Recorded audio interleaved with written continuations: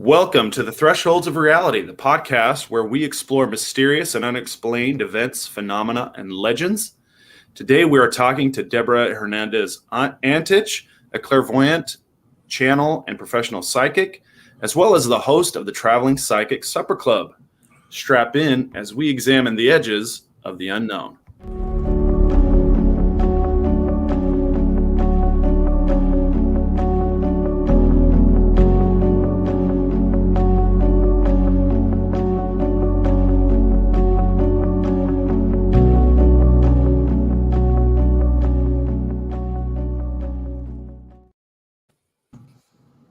Deborah, thanks so much for joining us today.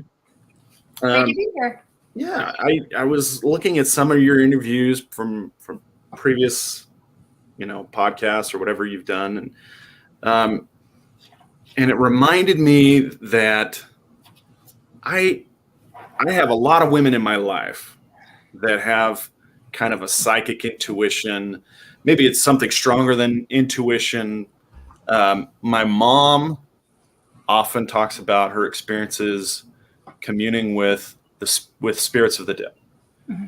particularly a brother of mine that passed away when he was very young. She also says that she communes with her parents who have died.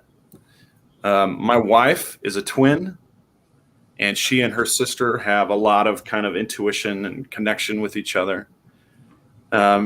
And some of my daughters, I have a lot of kids. I have 7 kids, but some of my daughters are also kind of showing that same type of intuition. Is psychic ability more prevalent among women? Okay, I'll answer that question a couple of different ways. Okay. Only because they allow themselves to be more open to it. It in my experience, and that's like one of the pieces of it, but also because they are more open to talk about it. Intuition and psychic abilities, channeling, whatever you want to call it, mediumship, they're kind of like, so as I'm saying this, it's kind of like a fiber optic cable that is like one cable but has many different little cables inside of it. At least I think that's what a fiber optic cable looks like. But and so some people's inner cables will be a little bit stronger or thicker than others. And then for other people, they'll all be little tiny wires, right? In the internal one.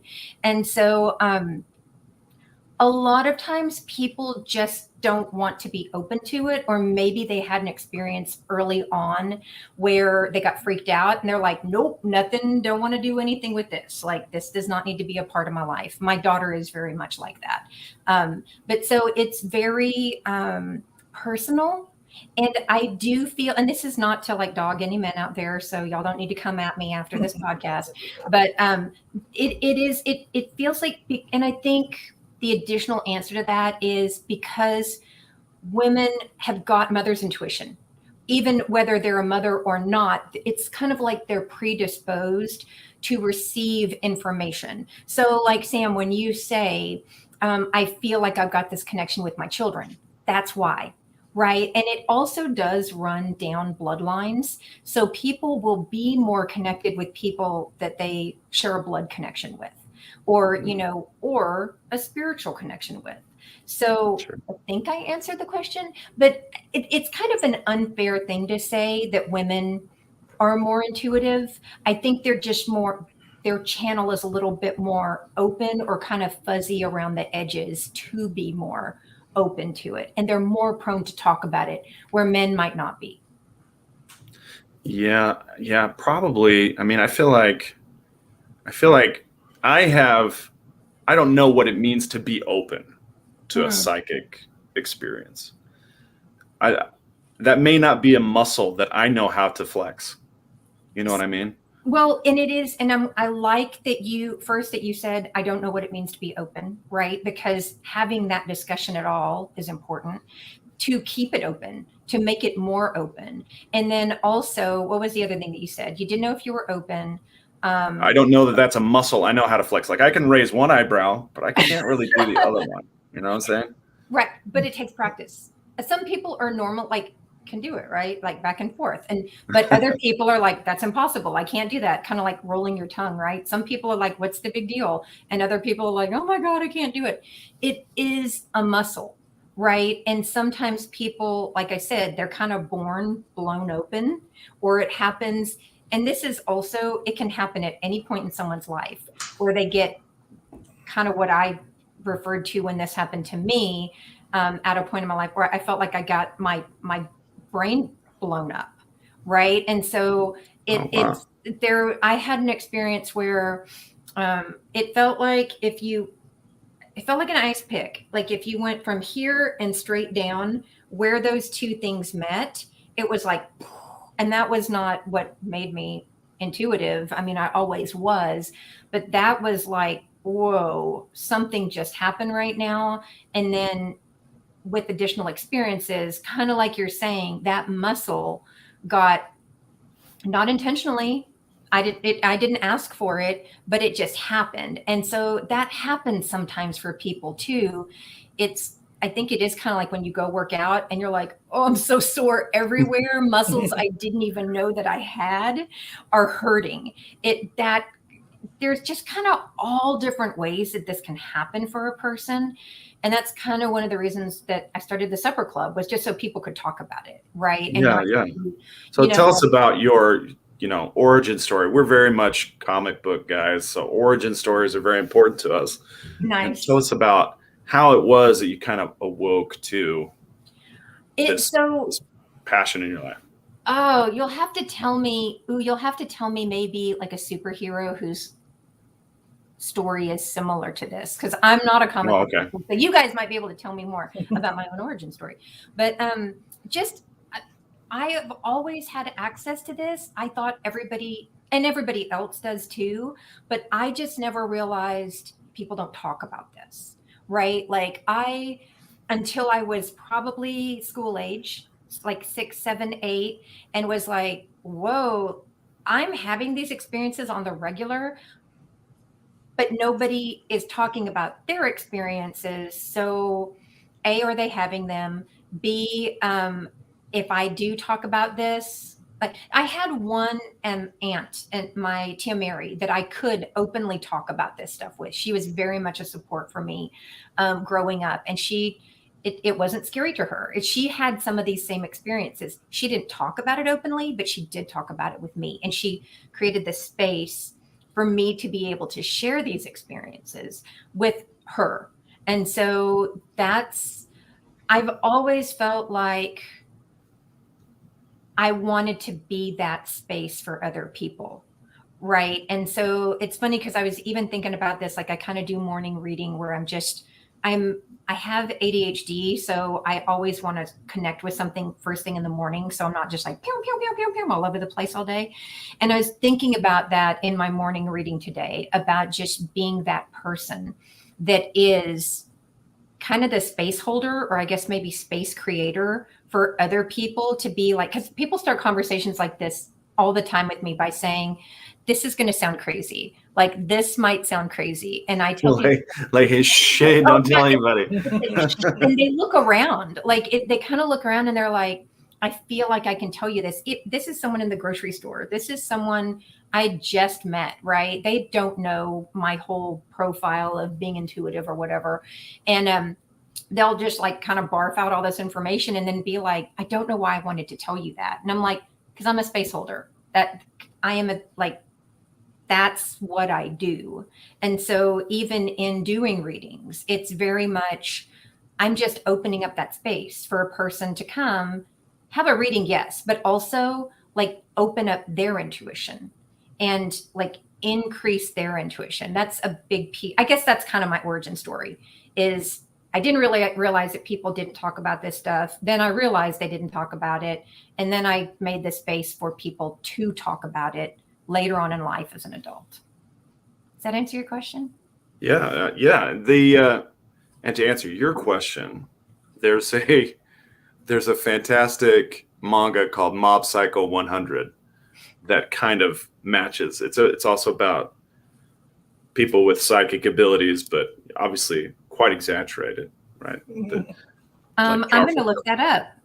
powerful telekinetics, but it's a mix of charlatans and actual psychics, and it's just kind of like it's a fun mix. I'm not saying that you're one or the other. I'm just saying it just is very, very similar to that. But well, and additionally, I just have to share this with you because I just had a conversation with somebody that I do intuitive consulting with, and we were having a conversation, and she said that I guess they watched Snowpiercer on, I think it's on Netflix now, but it was a movie and now it's a show. But she was saying that each car has like somebody that runs that car, and I haven't seen the show, I have seen the movie, but she said the woman that runs the entertainment car, so I play crystal bowls too, and she was saying that the entertainment car, I guess, has music and sound and like lights and stuff,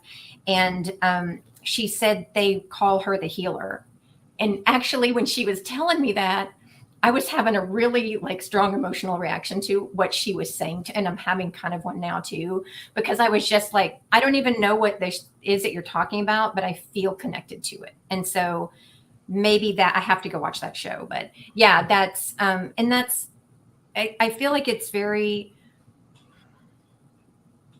like there's an ego part where I don't like to put myself out as the healer because it has so many different connotations, but that's what my purpose is. It's to heal. And I do a lot of work around trauma and like past trauma. And I like to work through trauma without talking about trauma. So that really is very much, I'm very drawn to that. Just like healing things that are hurts and pains that you might not even know where this story, like I call it unstitching, like unstitching those stories, because they can just take us into like, I want to say like some really dark places, man, but that it's true. You know, you can go down a rabbit hole based on a misperception that somebody else said, you know, or something that you think. What? Say it one more time. That's easy to go down a misperception of something that somebody else gave you. That's easy to do nowadays. And lots of our podcasts have ended because of those types of misperceptions.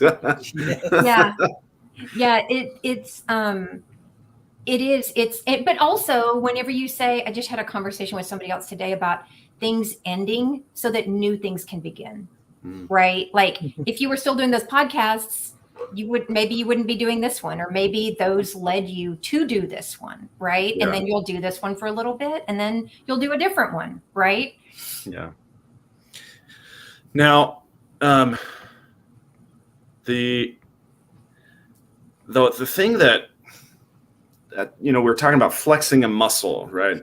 How does a psychic impression or an intuition start to take form in your mind? Like, how does that begin, and how do you differentiate it? I know there's a lot of compound questions, but how does how does it feel compared to like, oh, I feel like I want to have an omelet for breakfast, or something, you know, ordinary versus something that's generated psychically? So that's the compound or not, those are great questions. It feels outside of me. It feels like it's not my thought. It feels like it's not my experience, even though I can have a very strong, like visceral or emotional reaction to something. I know it's not mine. And one of the things about that is it's practice. Like I would have something pop in, and this is the non-practice piece, and just be like, where did that come from? You know, like, and I'm always asking questions, even if I'm doing a reading. I'm not asking them of the person in front of me. I'm asking them so whenever I channel, it's information. I don't channel anyone in particular. I just channel information. So I'm constantly asking the information, show me more, tell me more, help me understand this so that I can convey it to the person in front of me. And so sometimes it will develop almost like, okay, so like whenever you watch a movie and they kind of show a memory, like kind of come in kind of fuzzy, and then it gets a little bit stronger. Sometimes it looks like that. Sometimes it's what I kind of look at as like a visual stamp. Like it's just something that got stamped into my mind, and that is again outside of myself. It's not, and a lot of times that stuff is whenever I'm not open, right? It's almost like a stronger impression that, for lack of a better word, like needs to come through at that time. And sometimes when that happens, it's for somebody that I haven't even made an appointment with yet. It's like, I always joke that I can't remember any of my own memories because I'm so busy holding on to other, like receiving other people, like a little file cabinet. I'm like, hey, I need to do a data drop, like whatever you call it, whenever like you restart your computer and all the cookies reset. Yeah, you gotta clear the cache. Yeah, that's exactly it. But it's like, sometimes I'll receive something and that person has not even made an appointment with me yet.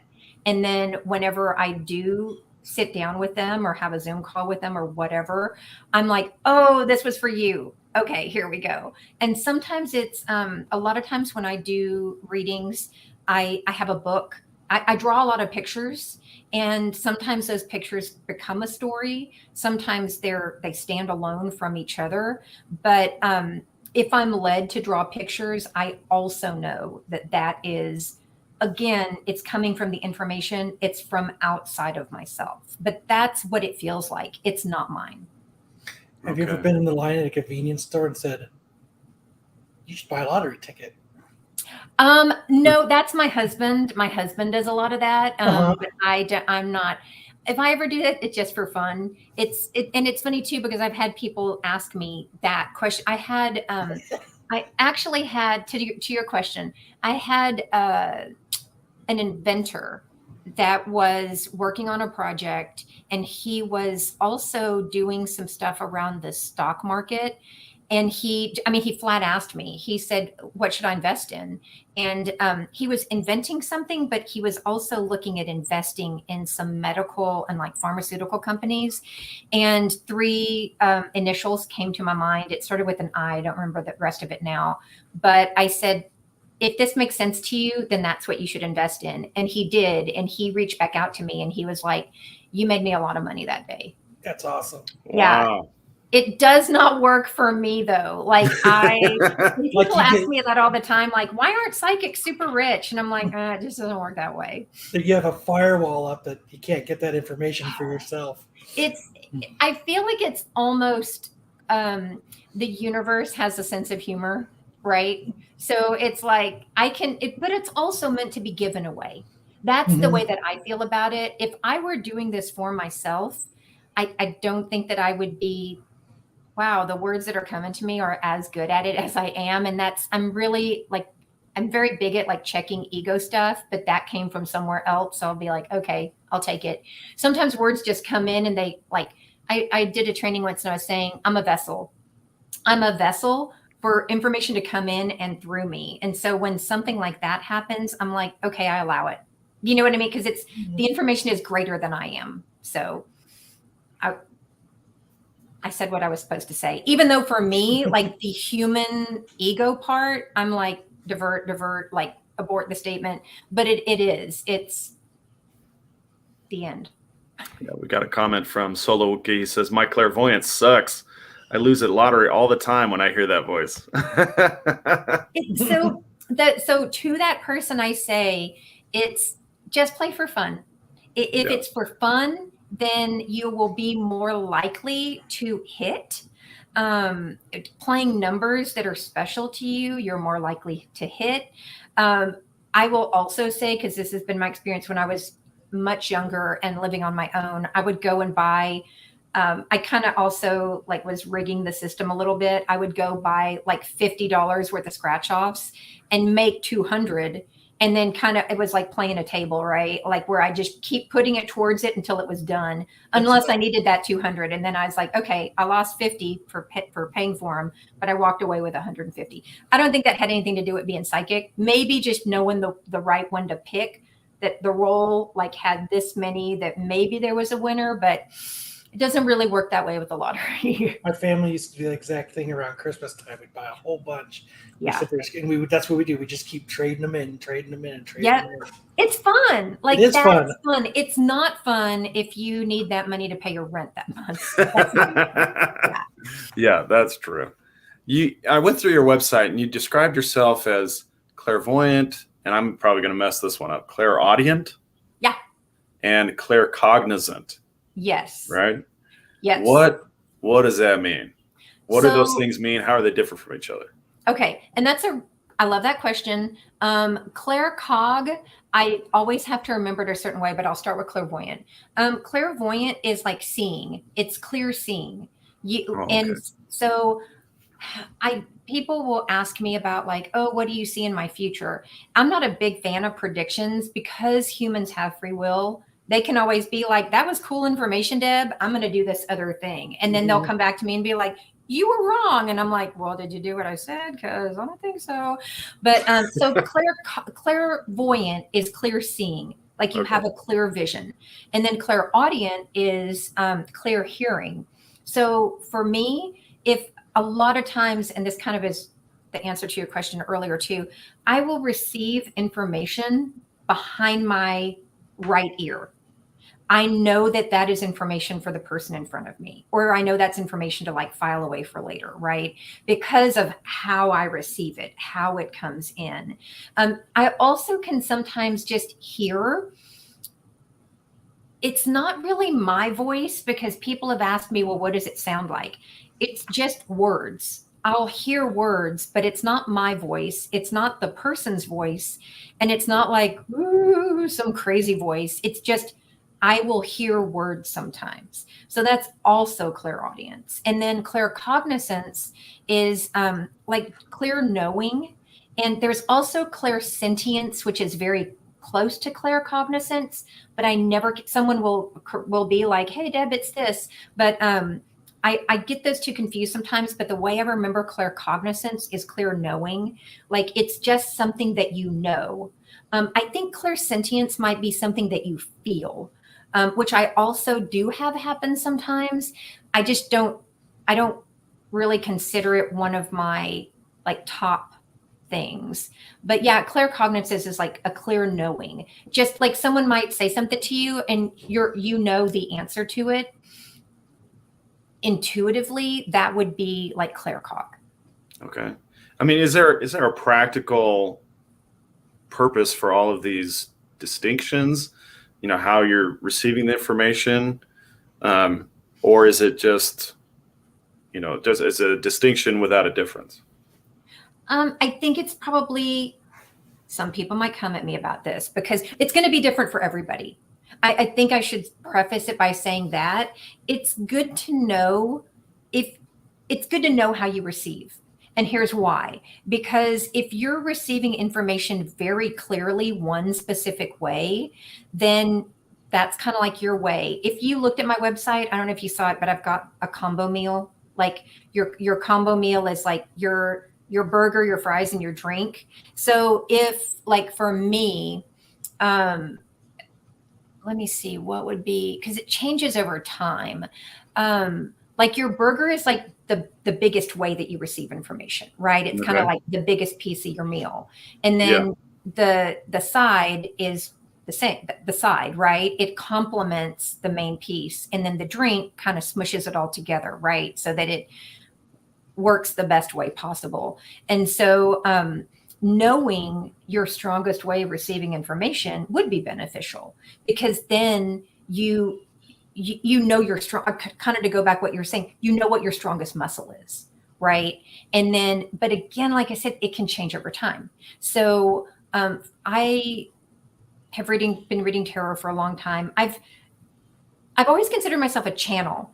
I have never really put myself out professionally as a medium because it's secondary, right? Or even third, it's kind of in the background. But in the last couple of years, as I've read tarot more, information comes through in the form of mediumship as an individual through the cards. Do you see what I'm saying? Like if I'm going to do mediumship, I'll use my cards. I'm not crazy about needing to use the cards, but it's a tool that I use right now because I don't see myself super strong in just being able to do it without the cards. Yeah, I know what you mean. In my profession, there are some areas where I don't feel super confident, so I don't list it as something that I do professionally. Yeah.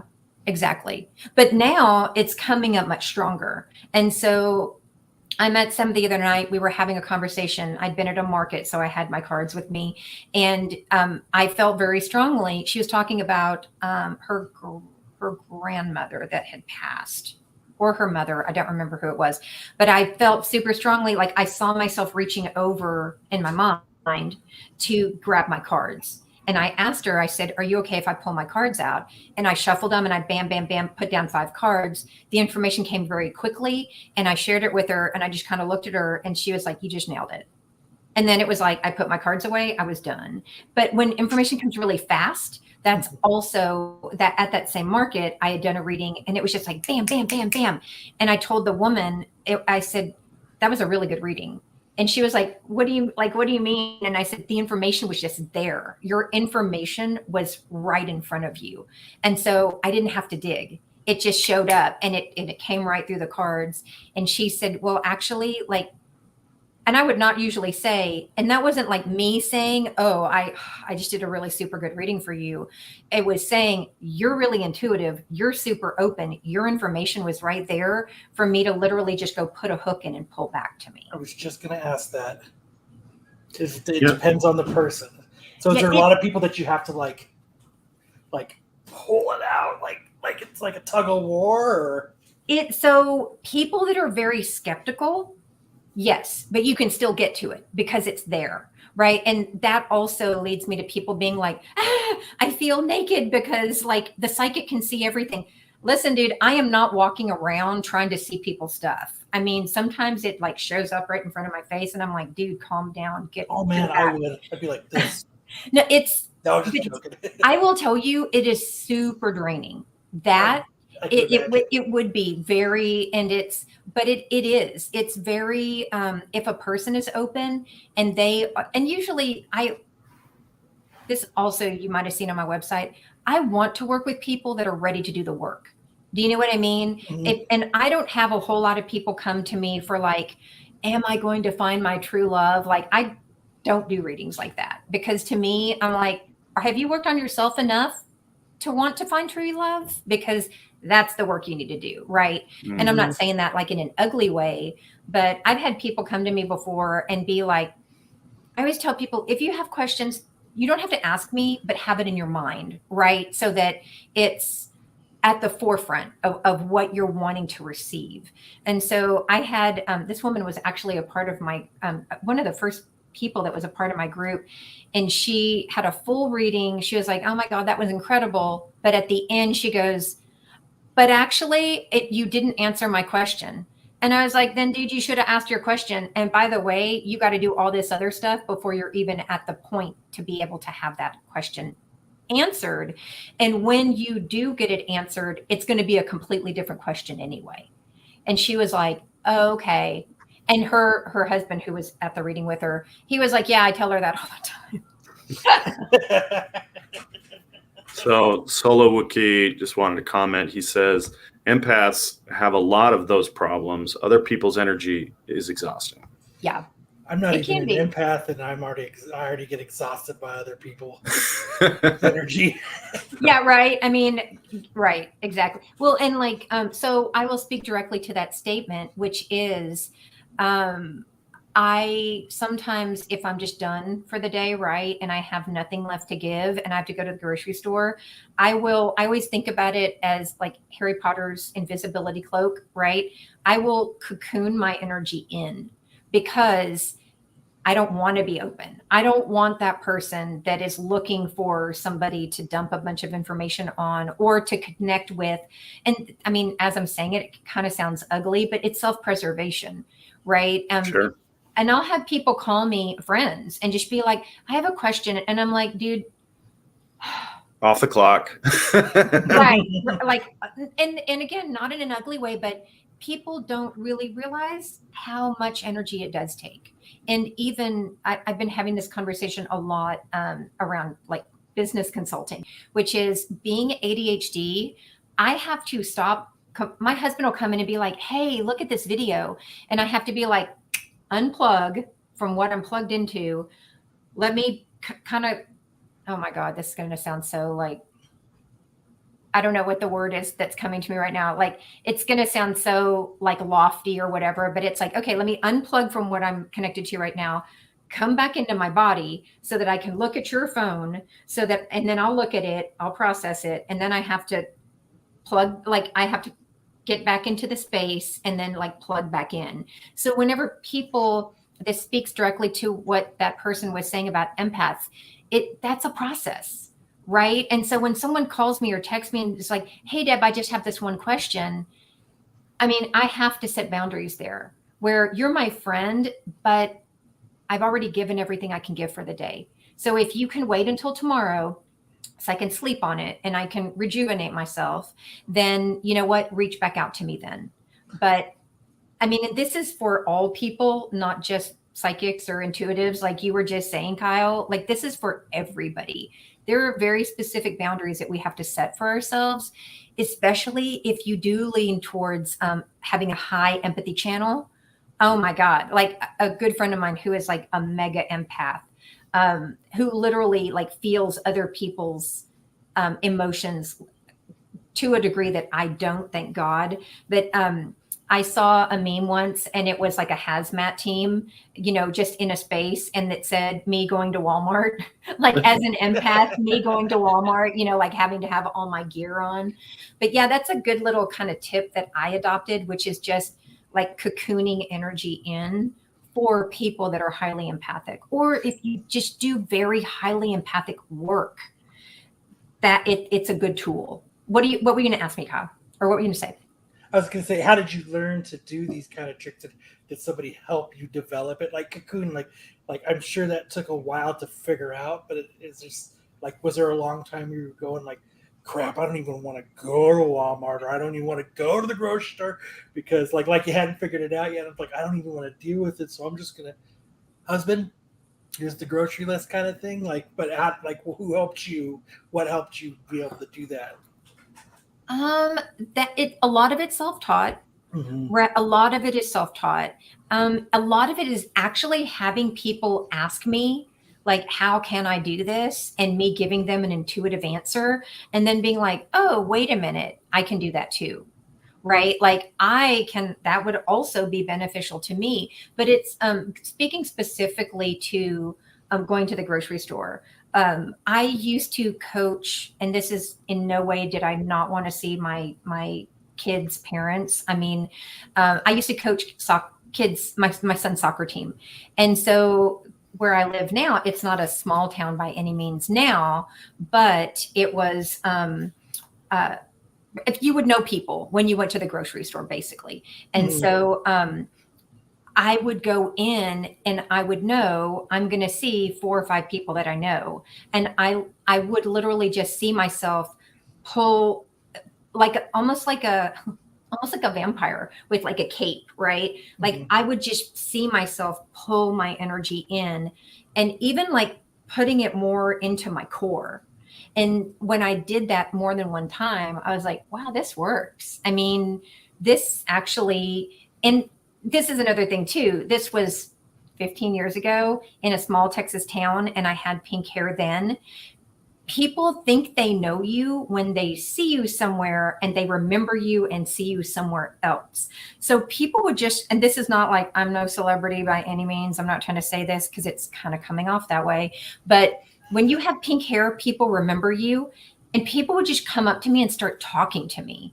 And like they knew me because they had seen me somewhere else and remembered me. I actually stopped coloring my hair pink for a while. I just did it. I let all the color come out and let it be blonde because that happened so often.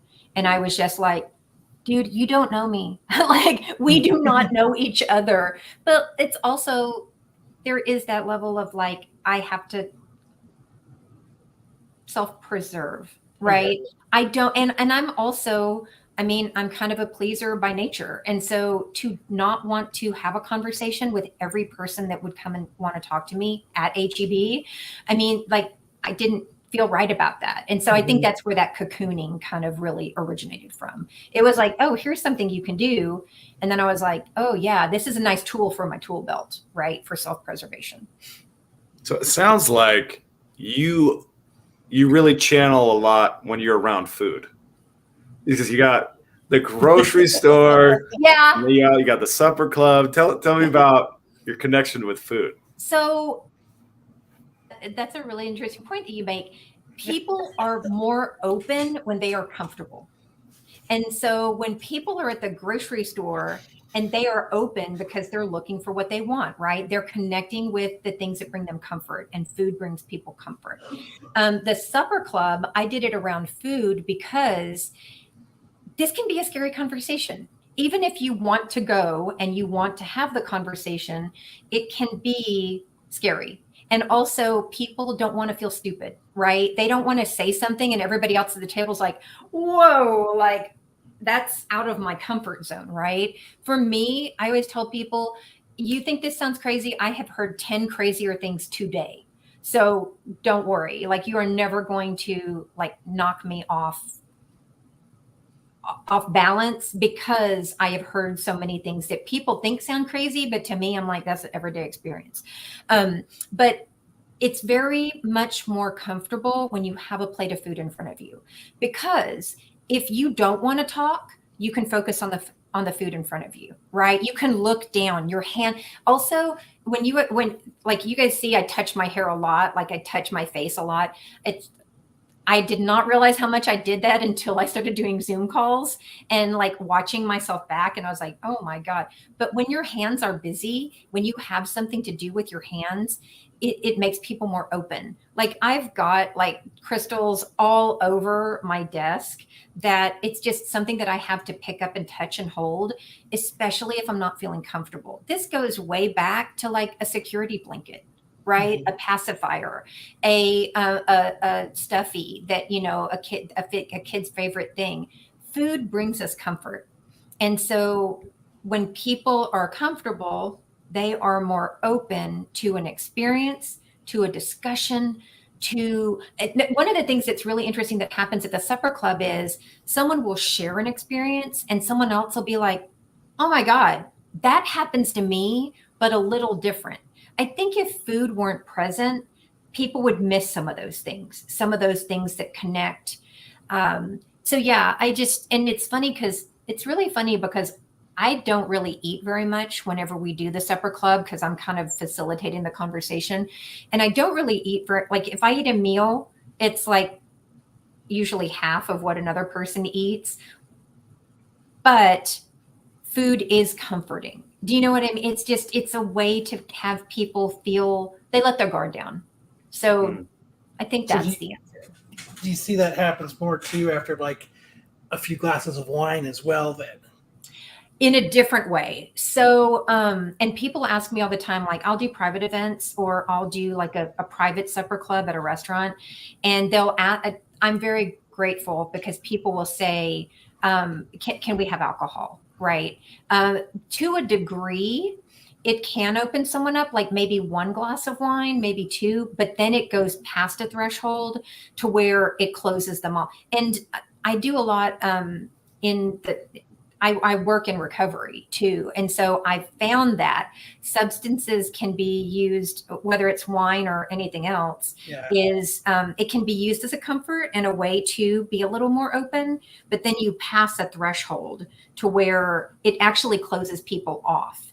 And I've known a lot of people that have used substances to close that off, or, you know, self-medicated because things are happening. They're like, I don't know what's going on right now, so I'll use this substance to kind of tamp that down or like numb it, close those channels. Mm-hmm. What about like psychedelics though? Like maybe like mushrooms or like and everybody's different, right? Like, so when I told you guys I play the crystal bowls, mm-hmm. I play them for some groups that are recovery related. And one of my guys once, after I played, he like jumped up and ran out of the room really fast. I just thought his ride was there. It didn't occur to me. But he came back in a few minutes later because we were having a discussion, because the bowls really open people up to like be super communicative. But he came back and he said, I'm sorry that I ran out, Deb, you know, and I said, oh, I didn't even think about it. And he told me, he said to the group, he said, I've done a lot of DMT in my life. And when the minute you struck that first bowl, he said it put him right back in that place. And Oh, so, wow. Wow. yeah. And so you're right. And those are a high energy, like a high vibration, like literally they vibrate. And so the frequency with them, it's very high. And which, I mean, the DMT, you know, what do they call it? The spirit molecule, right? And it's present in the body. So when I hit that bowl, it resonates with the DMT, you know, with that chemical that's already in the body. But yeah, it's and I have played places where I know people had used a substance, right? And it does change the experience for sure, because you're changing your body chemistry for a little while. But and I've had people that have used mushrooms that have said, not while I'm playing, but like that say this is a really similar experience, or they have used some kind of substance to become more open. I have a friend that he was always trying to get me to do an ayahuasca ceremony. And he was like, oh, come on. You know, you're just afraid. I was like, no, dude, I don't need to be any more open than I already am. Like, I'm happy with, and this is no judgment on anybody in any way. That's not my job, but I want to get there organically. Right. For some people, substances is their organic way. But for me, I don't ever want anything to be changing my chemistry to where it might have an effect on somebody else's. And especially because I do, I mean, I live in that recovery space, right? Where, and I do also, I'm a proponent of multiple pathways to recovery. So there are people that are in recovery that they're like, yeah, but I also use this. So, like, again, that's not my job, but substances can play a role, you know, in, especially if you're showing up with a group of people. I mean, that's a whole other conversation, right? I mean, but like for me, and it also just kind of mucks up the works whenever someone has been drinking. The attention gets pulled away. People are like worried about their friend, right? That's drinking, or maybe they're going to say something that nobody wants them to go down this rabbit hole or whatever. But yeah, it's, and again, everybody gets to make their own choices. So yeah, for sure. Yeah. On your website, you talked about pushers or manipulators. Is this kind of like a dark side? What's that about? So yeah, and like one of my favorite movies is You Guys Want Push, right? I love Push. Yeah, that's what I watch that anytime it's on like cable or whatever. But yeah, that's good, and that's a good example of, I mean, there is a dark side, right? And I've experienced that for myself. You know, well, maybe you could start by explaining to us what, because I know that there are people who are going to watch this and be like, I don't know what they're talking about. Okay. What is a pusher? Yeah, no, thank you. It's somebody that can implant ideas in another person's mind. Okay. Yeah. And I mean, it can, what you say that one more time? He says I do that all the time. But you might actually do it all the time. I mean, there's positive ways to manipulate people's minds, and there's negative ways, right? And for me, manipulation is always when I am looking at an outcome for myself, right? If I am, and you could call some of the things that I do manipulation, but it's for everything I do is for the best possible outcome for all involved. Period. That is always anything that I go into. That is the state of mind that I am in, and which also does not allow that negative manipulation to carry over, right? Because I'm constantly, and I'm constantly checking myself as well, because there's like what comes into my mind right now is with great. Well, you guys will appreciate this because it's from Spider-Man, right? Right. With great whatever comes great power comes great responsibility. Yeah, with great power comes great responsibility. And it's true. If people are coming to me and with the openness to have something resolved, it is in no way appropriate for me to sully that. Yes, right? I mean, 100%. Yeah, and manipulation does that. right? I mean, businesses do it to their employees all the time. Doctors do it to their patients all the time, usually for the purpose of betterment, gain, knowledge, right? But being a pusher, it's not as extreme as push is, right? I mean, that's all like things at a much more heightened level, but some people are really good at it. And you see it. People know people in their lives that are manipulators, right? I mean, but it's implanting an idea and then going back and watering it, right? But it's also like what I'm seeing in my mind as I'm saying it is it's planting the seed, but like pulling the direction that it grows in for the purpose of personal gain. Yes. Yeah. Wow. Okay. Yeah. So a little bit sociopathic version of hypnosis or something. Yeah. Or just an everyday or a conversation, right? Yeah. I mean, you can have a conversation and be laying the groundwork for something that you're going to come back to later. And so that's, and that is the other thing too, when I was talking about with great power comes great responsibility. When you look into the abyss looks back. And oh yeah, that's a chilling line. I love that line. And even it makes me feel very emotional because I don't ever want to look into the abyss and feel pain or feel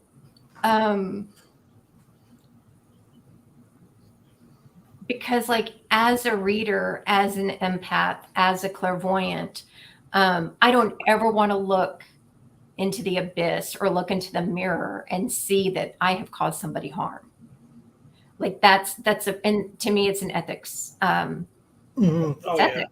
it's and even, I mean, there have been times like during COVID, I went through like a really dark time period and I just called it the pit because I just felt like I couldn't get out of it.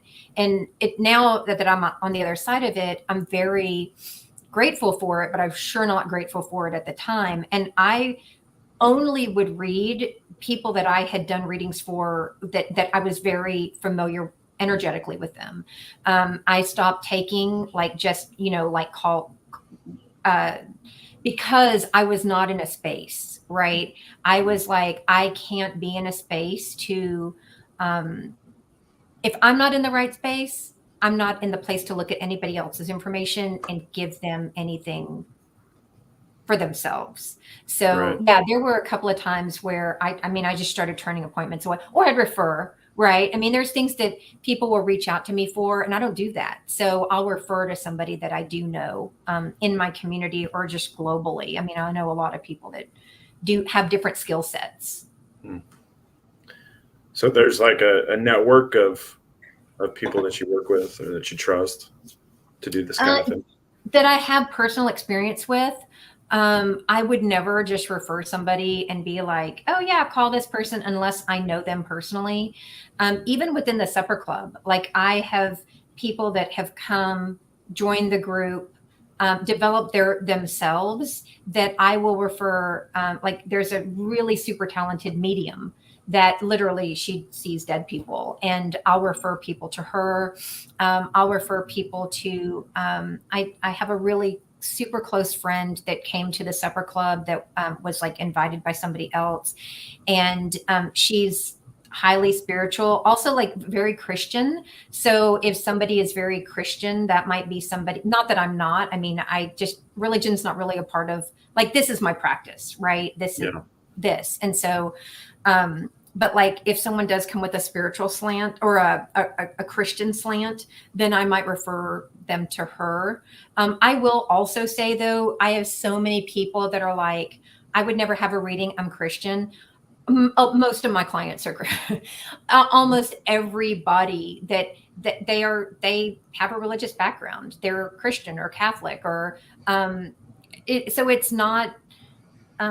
And some of my favorite people that are highly intuitive also have a religious component to who they are.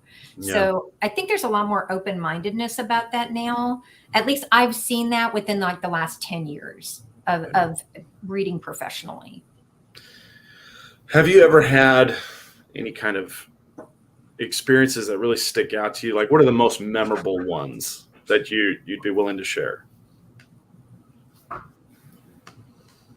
Oh, that's a really good question. And I just talked about this with a couple of people the other day, but it's what came to mind. But I don't know that maybe if we do this show a couple more times, like if I come back, it's not the time to talk about it right now. But Sure. it was, because it was a really, I saw something. I'll just give you the short version of it without going into a lot of detail. I saw something. I reached out to somebody very high in power, ended up leaving a voicemail, just calling a phone number that was like listed. And that voicemail made it into that person's, the head of their security team. And they reached back out to me. What I saw happening did not happen. And I was very grateful for that, that it did not happen. And whenever I was reached back out to, and they told me where the voicemail had ended up, I just went cold, and I was like, this is real. What I am calling to tell you about is real. And so I hope you pay attention to this. And the thing that I saw happening did not happen, which, like I said, I'm very glad. I think that at all times there are things in play that it's kind of like the butterfly effect, right? Is, something can happen over here that can make a huge impact somewhere else. And I'm not saying that me calling this number did that, but if it did, because I just was like, this is the craziest thing. You want to talk about crazy? This was crazy. Okay. But I did it because I was like, I didn't see this for no reason. And it ended up not happening. And then, That's a relief. Yeah. And a few days later, that person was on television walking down the street, very publicly exposed. It was a political event. And in my mind, I was like, oh, why are you doing this? Like, because of the things that I had seen. But they made it, and they're still alive today. So well, that's I know that sounded very like cryptic, but I just. No, it's all right. The end. That's it. Yeah. You have your confidentiality rules, and I respect that. Yeah. Have you ever had any readings or impressions that left you confused or surprised? Yeah. So that happens all the time. I will tell somebody something, and I'll just be like, I don't know what this means. You might. Okay. And sometimes we'll leave the reading that way. And then they'll call me like 2 days later and say, I did not know what that was during the reading, but I know what it was now because it happened, or because they had an experience where what I said, they were like, oh, this is what this was. Right. I'm trying to think of one that it kind of was in my mind right when you asked me the question, and then I started talking and I kind of lost it. But that does happen. It does happen all the time, where I will, I'll be drawing a bunch of pictures, and then I'll say, I don't know what this means. I actually, a very good friend of mine, I did a reading for him. And at the end of the drawing, it was a person in a boat sailing away from everything that I had drawn. And he passed suddenly. And I went back to look at his reading, and I was like, that's what that was. That it was him leaving. And there's no way we could have known it at the time. I mean, this person was healthy as a horse and just contained so much life. You would never, ever anticipate that something like this would happen. But when I went back to the reading, I felt really comforted, because it felt, okay, this is going to be like a moving through time kind of thing. And I hope I convey it properly. It was like that little picture of the person in the boat that I drew. When I went back to the reading, it was from him to me. like saying, I'm okay. And this was what was meant to happen. And so that's a really good example of that happening. That's beautiful. Well, before we wrap up, I do have kind of a personal, maybe selfish request. Okay. Do you have any idea when I will win my first flag football game? I coach my kids' flag football team, and we have yet to win a game. We've done 7 games, so we have yet to win one. Okay, so there's a couple of things that come to me in answer to that. Don't focus on the win, focus on the fun. And let me see, hang on. This is the answer. Like, okay. I know it's kind of like, it feels like a cop-out to not answer the question, but what I just said, this is the card I pulled, which is, I don't know if you can see it, the Lovers. The Lovers, okay. That literally says what I just told you. And I pulled this card after I said that, which is, do it because you love it and you will win a game. That's not a super solid answer, but no, you know what? That's fair. It's my kids. I have 2 kids on the team. I have a nephew on the team, and most of the players. This is our 2nd season. Most of the players have come back to the team, not because we're winning games, but because they like the team. Yeah. Yep. And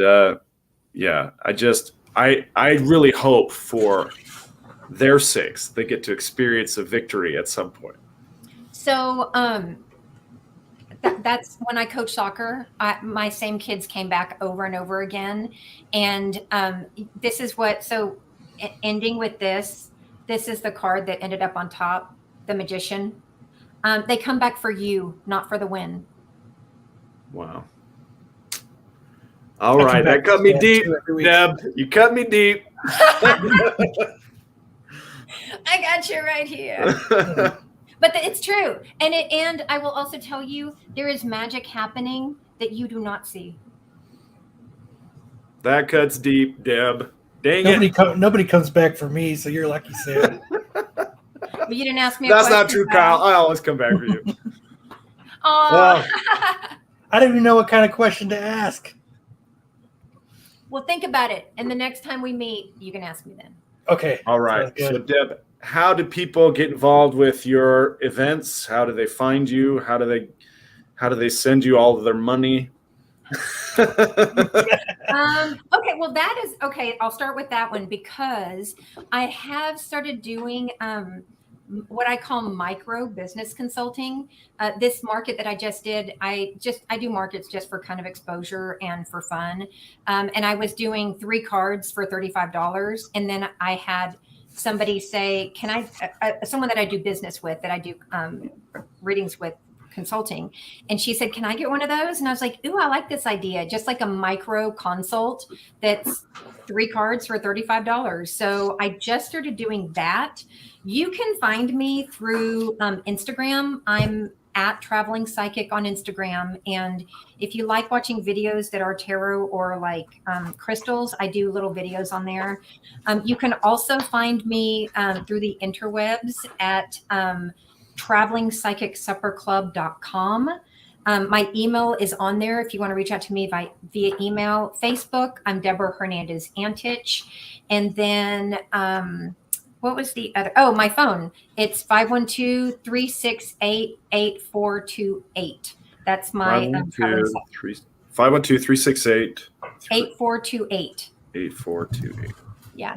And text me because I'm in readings and trainings and meetings all the time, but I will get back to you. Deb, thank you so much for taking an hour out of your precious time. We know you have a lot of stuff going on. This was a fantastic discussion, and we hope you come back. I really enjoyed this. This was a lot of fun. I'd love to. I really enjoyed my time with you guys too. And the questions that you asked were very introspective, and I very much appreciate that too. Absolutely. Well, with that, we'll see you guys next time. Yes. Keep exploring the edges of the unknown.